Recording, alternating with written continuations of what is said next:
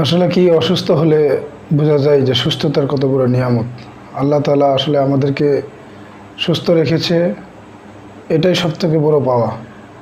আজকে আপনি দেখবেন কত মানুষ অসুস্থ হয়ে মেডিকেলে ভর্তি আছে, বিভিন্ন হসপিটালে, ক্লিনিকে, কারো হাত পা ভাঙ্গা, কারো অপারেশন থিয়েটারে পড়ে আছে। কত মানুষ এখানে এখানে সেখানে দৌড়াদৌড়ি হরে, কত হয়রানি, কত কষ্ট। আমার এক নিকটস্থ বন্ধু, সে তার বাবাকে নিয়ে মেডিকেলে রাত দিন পার করে দিচ্ছে। আসলে সে তার স্থানে থেকে বুঝতে পারতেছে যে কত বড় কষ্ট, কত বড় অসহায়, সে একাকিত্ব ফিল করতেছে। এখানে কত মানুষের কাছে, কত মানুষ তার পিছনে ছিল, কিন্তু আজকে সে একাই তার বাবার জন্য লড়তেছে। কত কষ্ট! এই অসুস্থতা আসলে অনেক একটা ডিফিকাল্ট, চ্যালেঞ্জিং সবার জন্যই। অসুস্থ জিনিসটাই অনেক কষ্টদায়ক, শুধু রোগীর জন্য না, সেটা একজন সুস্থ মানুষ যে তার সেবা করবে তার জন্য অনেক কষ্টদায়ক।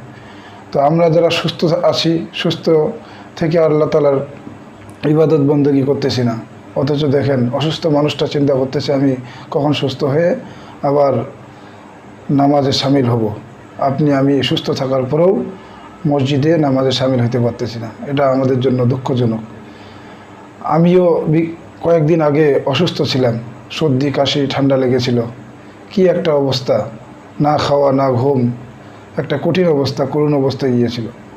তো আসলেই এই সুস্থতা বোঝা যায় যে সুস্থতা কত বড় নিয়ামত, অসুস্থ হলেই বোঝা যায়। তো আমাদের সাবধানে থাকতে হবে, তার পাশাপাশি সতর্ক থাকতে হবে, আল্লাহকে ডাকতে হবে, আল্লাহর কাছে সাহায্য চাইতে হবে। আমরা যে সুস্থ আছি তার জন্য শুকরিয়া জ্ঞাপন করতে হবে। তো আমরা চেষ্টা করব সবাই সুস্থ থাকার। এই যে গরম একটা আবহাওয়া যাচ্ছে, প্রতিদিন রোদ, অত্যন্ত গরম, অসহনীয় গরম। এই গরমের মধ্যেও যেন আমরা নিজেদেরকে ভালো রাখতে পারি, তার একটা ভালো ব্যবস্থা করতে হবে। সতর্কতা থাকতে হবে, অবশ্যই সচেতন থাকতে হবে, নিজেকে সেফ থাকতে হবে, পরিবারকে সেফ রাখতে হবে। তো ধন্যবাদ সবাইকে ভিডিওটি দেখার জন্য। আসসালামু আলাইকুম।